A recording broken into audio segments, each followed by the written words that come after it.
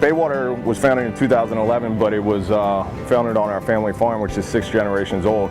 So a lot of what we're growing now actually is the way that my great-grandfather and my great-great-grandfather farmed on the same property. You know, we specialize in hydroponic lettuces, herbs, and greens, and then we also do a lot of field vegetables, and all of those field vegetables are heirloom varieties. The reason we built Baywater Greens Hydro House is twofold. One was we've got a lot of land and we do different farming operations. We have sod farm, we have grain farm, but all of those things kind of got beat up pretty bad during the recession. So we wanted to basically get into something that was almost like a factory. And in a lot of ways inside this greenhouse, it's scientific, it's to the T, there's no risk because we take Mother Nature out of the equation. Hi, my name is Bryce at Baywater Farms. I am the hydroponic grower here on the farm. We have 36,000 heads of lettuce growing hydroponically currently, all under a roof, all under a half-acre greenhouse. We start everything in these nurseries. The seeds will germinate in the nursery for anywhere from 10 days to 3 weeks. When the plants are ready to be transplanted, we bring them to our lettuce trays. That's where it'll grow for the rest of its life until it's harvested. And once it's ready to be harvested, we take the whole tray, bring it up, and harvest the lettuce and pack it right in the greenhouse.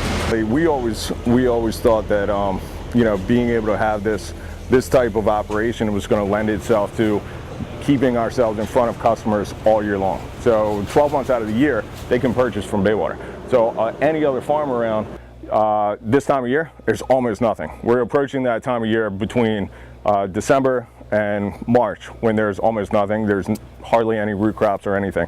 So it keeps us viable and interesting to our customers throughout the year. I'd say the mission for Baywater is to connect people to their food sources.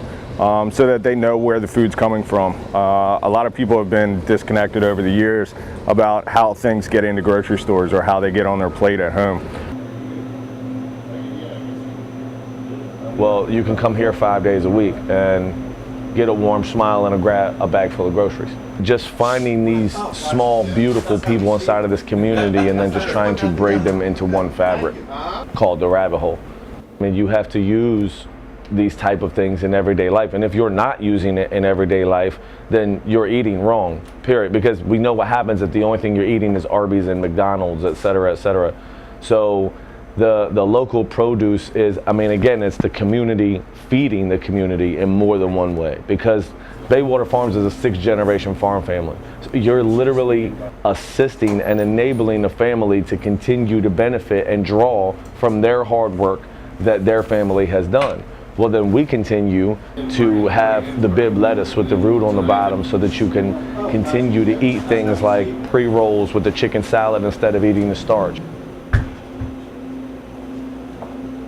Well, you're getting things local, it's locally sourced, and to me that is important because it helps support the farmers in our area. So, you know, I'd rather do that than go to a big chain store to buy my produce. If there's nothing growing and they're the only ones that can supply, well, we want to be able to supply the people with local products. And we want to invest in the community by buying the local products. So, I mean, I think it's just as important as whether or not the lights turn on in here, because if we don't have it, then we can't sell it and we can't give it to the people. And with that being, I mean, it's kind of hard to be a local grocery store and we don't have any. All we have is butters and jams.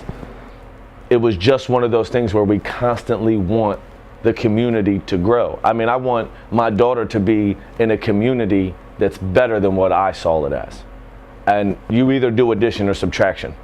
So we're just simply trying to apply addition in every format, especially when it comes to the food. And which better way than from farm to fork.